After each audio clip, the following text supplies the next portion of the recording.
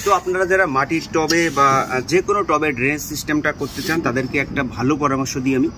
তো ভালো পরামর্শটা হলো কি, যে আপনারা যখন এই পাত্রের ভিতরে এই যে একটা চারা দেবেন, যেটা হলো আপনার যেই এগুলোই ভেঙে গেলে যে রেখে দেবেন, সেই টুকরোটা একদম সেই ছিদ্রর ওখানে দেবেন। এবং যদি আপনাদের বাসায় এইটা থাকে যে ধানের তুষ, হ্যাঁ, এই ধানের তুষটা কীভাবে দিবেন দেখেন, এই যে এরকম করে অর্ধেকটা আপনারা অবশ্যই, অর্ধেকটা না মানে ওই চারাটা ঢেকে দিবেন। এরকম সুন্দর করে দিলে ড্রেনেজ সিস্টেমটা কিন্তু দারুণ হবে।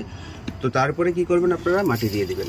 এই যে এই মাটি আমরা কিভাবে মিক্সড করেছি এবং এই মিডিয়াটা কিভাবে বানিয়েছি অবশ্যই আমাদের চ্যানেলের সাথে থাকবেন। তাহলে অবশ্যই ছাদ বাগানে আপনারা যারা গাছপ্রেমী মানুষ তারা কিন্তু অবশ্যই জানতে পারবেন। আমরা যে মিডিয়াটা বানাই এতে বেশি একটা আর পরবর্তীতে খাবার দেওয়ার প্রয়োজন হয় না, খুব দারুণভাবে গাছ কিন্তু বেড়ে থাকে।